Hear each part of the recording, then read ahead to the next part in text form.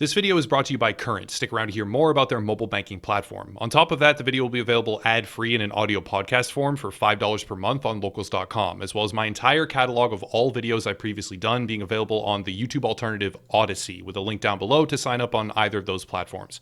Basically, for those of you who are sick of YouTube, I'm embracing alt tech and making everything available on other platforms as well. Alright, today I'm back on the topic of Cyberpunk 2077 because it feels like we are cruising for, honestly, a bit of a disaster. Now hold up though before you smash the dislike button. I'm not saying that because I think the game itself will be a disaster. I'm saying that because I think there will be a very hectic and combative community clash oriented around this game as a sizable demographic feels let down, having gone into it with mythic and unreachable expectations to begin with, or merely because they just aren't a fan of the genre or the style, whatever it is. While another very sizable demographic will go to bat for the game, and most importantly for CD Projekt Red, in an attempt to defend what is essentially one of the last bastions of perceived developer and publisher ethics in the entire industry. But that's not all. Anyone remember when the game was attacked pre-release for transphobia, when it was attacked for lack of representation, or when the game was attacked for mechanical reasons and sloppy execution, even as it was delayed multiple times to fix those things by a trusted and dedicated development team who take the utmost pride in their work while enduring the slings and arrows of a player base, and more prominently, a media machine that desperately wants to play now, but equally desires a polished and perfected final product. Basically, we may have forgotten, but this game has already been through quite a lot, and it really is ascending to mythical levels of hype. Before going further, the part you've all been waiting for, the brand deal. I know, that's what you've really wanted most of all, me to talk about Current, so I will, don't worry, man of the people. Current is a mobile banking platform with a Visa debit card. Now, the most important part here is that when competing in the financial industry, a mobile banking platform like Current has to supply incentives in order to gain traction, and that's what I want to draw attention to. For starters, you can get your paycheck 2 full days early, and on top of that, you get free $100 overdraft protection here. Side note, in college, I had one particularly bad run-in with overdraft fees because it doesn't just charge you once, it charges for every consecutive purchase after you overdraft, and at least on my account it did, and I racked up over $70, I think it was, in fees because I bought some Slim Jims. It wouldn't have happened with Current, and after checking it out, this was one of the things that really sold me on it. Even more, 55,000 free ATMs to use, cashback rewards, mobile deposit, accounts for teens, great utility for parents to set up their kids with a secure and monitored account, and quite a few other bonuses because they need to be so appealing that people choose them over the other entrenched bank accounts.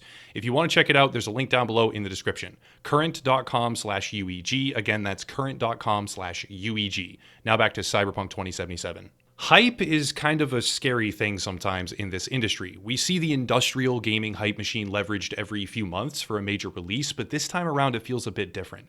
Compared to some $100 million marketing campaign with live action teasers, celebrities, and whatever else the PR department cooks up to blast their material in front of the largest audience possible, CD Projekt Red have done very little. The most notable marketing that they have constructed was a complex ARG, or alternate reality game, but these ARG components are not something that gets put on the front page of every major media publication or plastered onto the Cheez-It box at Target. It's something driven purely by street-level word of mouth and dedicated fan interest. That level of hands-off marketing, sure, there were some tweets and some carefully placed ads, but I'm comparing this to the likes of Destiny 2 or some other marketing monstrosity that poured ridiculous sums of money into generating as much hype as possible.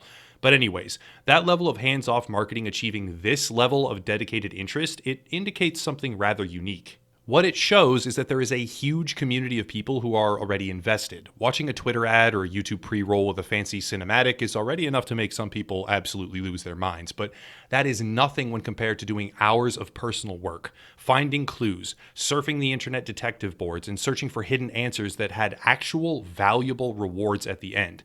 The unique shirts from the first leg, I believe, of the ARG, yeah, I'm fairly certain those are going to sell for a lot of money after this game has been out for a while. Point is, the dedicated, invested, passionate fan base are typically the ones who fight the hardest against anyone who dislikes the game that they love. Whether it be valid or not, it's kind of just the truth. I know people are going to dislike that, but it is. And Cyberpunk 2077 has a larger and even more dedicated group of that category than pretty much any game I have ever seen in my entire lifespan as a gamer, especially a content creator. Second only to maybe the Fallout franchise. Side note, I would probably say that I myself am on the edges of that group. I'm almost one of them, let's be honest here, for a number of reasons, but I'll try my best to remain objective. So what do we have so far? A game that has ascended to absolutely mythic levels of hype and praise for valid and invalid reasons alike, developed by a company that is perceived as one of the last hopes in all of AAA gaming, because it kind of is, alongside the likes of EA, who recently took out advertisements for loot boxes in a toy catalog. Yeah, I'm not kidding, they actually did it. And on top of that, a huge audience of the most dedicated kind of fan, who are likely to defend the game at all costs in an active, not a passive sort of way, with a gaming media cherry on top that seem to be looking for reasons to criticize the game, even going so far as to take lore-conforming corporate in-game ads and say that they are transphobic and prejudicial, or taking the gang names and pretending that they must be racially motivated, even when the creator clarifies exactly why they aren't. It's a powder keg, but that's not even all of it. There is a really abstract thing that I believe is about to happen, which I'll do my best to explain properly. Basically, whenever a high-profile new game launches, certain content creators hit their lucky break. It's not all luck, to be honest. You can prep for it and position properly, but there will always be a decent group that capitalize on the wave of popularity and viewership purely based on coincidence and timing. This matters because there is a phenomenon where gaming YouTubers become trapped in whatever title they first attach to. It's not 100% certain, and depending on their content and their aptitude, it might not happen at all for certain particular people, but generally speaking, when a YouTuber explodes with a certain game, they get stuck in that because any divergence at all to other titles will completely gut their viewership and hurt the channel. Now picture this with a large group of new, fresh content creators who get catapulted to a viewership bracket so far above anything they had ever expected or were ever prepared for, and you have another variable in the explosive equation. Someone who suddenly ascends to a height of internet popularity well and truly beyond what they had ever expected to begin with, especially if it comes with monetization and fiscal rewards, will attach an imprint upon whatever made that possible. Setting aside competitive dynamics of creators within a particular game and simply focusing on their relation to the public, we will see a whole slew of creators who are financially invested in the success of this title, while a media machine inevitably finds reasons to attack it, and a large group of players find themselves feeling shortchanged because the incomprehensible levels of "this game will be the best thing to happen to humanity since they discovered fire" type of hype, well, it's unattainable for certain gamers. For those that love the genre already, that played maybe the pen and paper role-playing game, you know exactly who you are, that have looked meticulously through all of the lore and the announcements and the news, they know what they are getting into. They're not likely to be disappointed even if the game had serious flaws because they choose this based on a well-known love of the format, and perhaps the developers as well.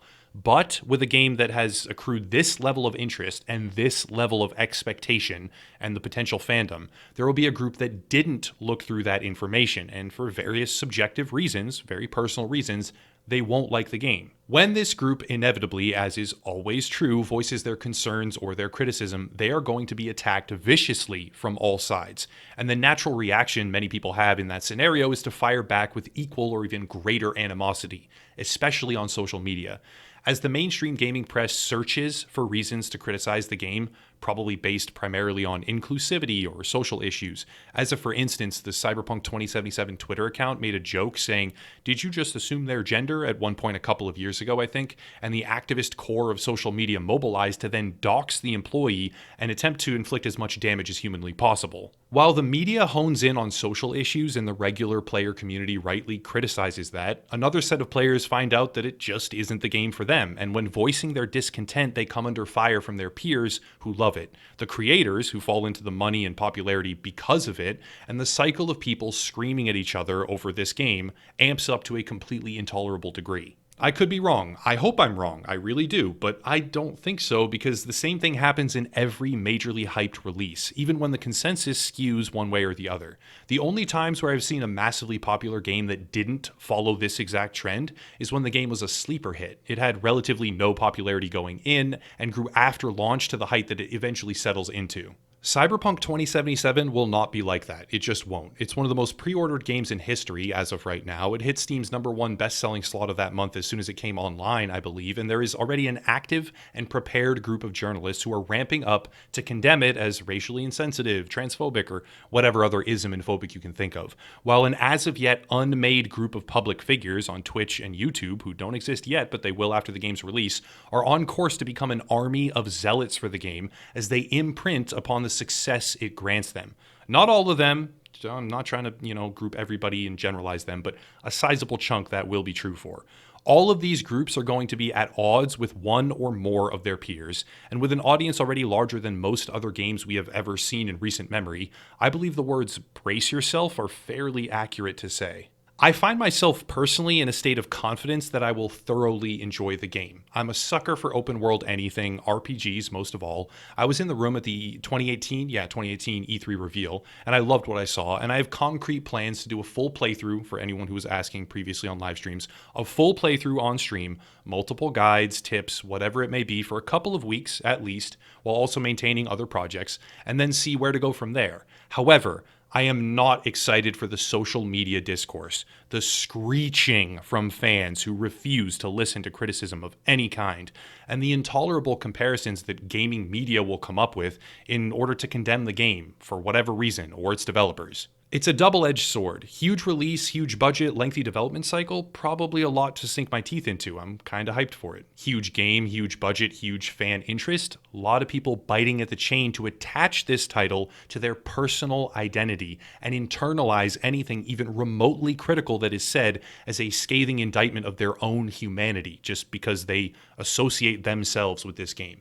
It's good and it's bad, and the media is just that perfect little activist cherry on top who will throw gasoline on the fire because rage clicks bring in the revenue. I'm already tired just thinking about it. But that's it. I have nearly unshakable confidence that the game will be something I thoroughly and personally enjoy. However, I don't know if it's possible for anything ever to live up to the levels of insane hype that we see right now. And if you are an active participant in the social media circles of current gamer culture, I truly mean this. Brace yourself for Cyberpunk 2077 to dominate the news and conversation cycle, and not only in a positive way. If you want to support, there's links down below: merch, locals, Odyssey, a link to the sign up page for current mobile banking, and another gaming YouTuber to check out, but I'll cut it there and stop rambling. As always, thank you all for watching, and have a nice night.